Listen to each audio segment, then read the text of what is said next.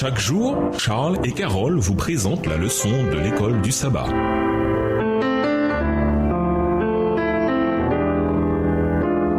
Bienvenue dans votre émission Dieu nous parle. Nous voilà à la leçon de vendredi. Pour aller plus loin, nous vous invitons à lire dans le livre La tragédie des siècles, les chapitres La séduction originelle aux pages 469 à 484 et le spiritisme aux pages 485 à 494, livre écrit par Ellen G. White. La doctrine de l'état conscient des morts repose sur les lois fondamentales d'une immortalité naturelle. Cette doctrine, comme celle des tourments éternels, est contraire aux enseignements de l'Écriture, à la raison et à tout sentiment d'humanité. Selon la croyance populaire, les rachetés qui sont dans le ciel savent tout ce qui se passe sur la terre, et tout spécialement ce qui se rapporte aux amis qu'ils y ont laissés. Mais comment la connaissance des peines, des fautes, des souffrances et des déceptions de leurs bien-aimés pourrait-elle s'accorder avec leur félicité? De quel bonheur céleste pourrait jouir des êtres qui planeraient sans cesse autour de leurs amis terrestres? Et n'est-il pas révoltant de songer qu'un impénitent n'a pas plutôt rendu le dernier soupir que son âme est plongée dans les flammes de l'enfer? Quelles tortures ne doivent pas éprouver ceux qui ont vu un ami inconverti descendre dans la tombe à la pensée de le voir entrer dans une éternité de souffrance? Extrait du livre Tragédie des siècles, chapitre 33, page 480, livre écrit par Ellen G. White. À méditer. Ceux qui ont déjà parlé de l'état des morts et de la nature de l'enfer avec d'autres chrétiens ont sans doute réalisé à quel point les gens sont inflexibles dans leurs croyances. Pas seulement sur l'idée que les sauvés vont immédiatement au ciel, mais aussi que les perdus se trouvent dans les tourments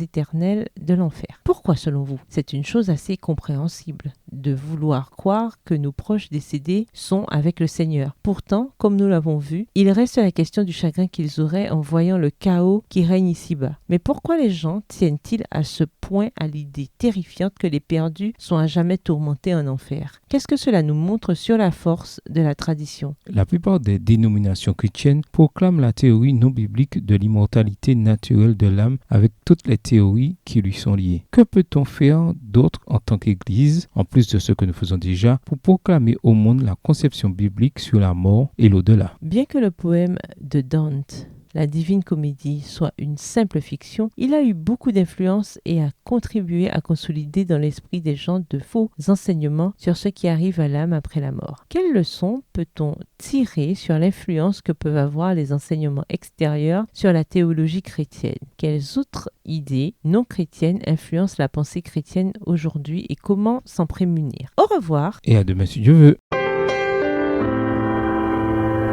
Dieu nous parle. Chaque jour, Charles et Carole vous présentent la leçon de l'école du sabbat.